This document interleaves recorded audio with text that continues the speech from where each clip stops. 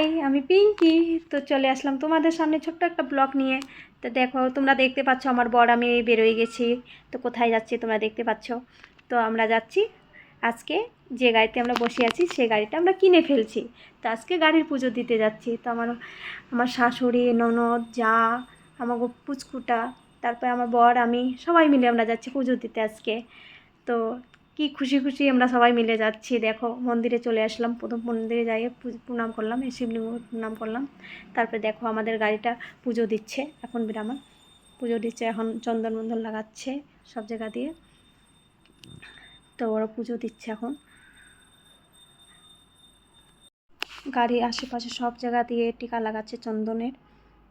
তো এখন ব্রাহ্মণে দেখো নিচে ওই যে কড়ি, তারপরে লেবু, মানে নজর লাগার জিনিসগুলো যেগুলো হয় ওগুলো বাঁধছে সামনে দিয়ে, গাড়ির সামনে দিয়ে।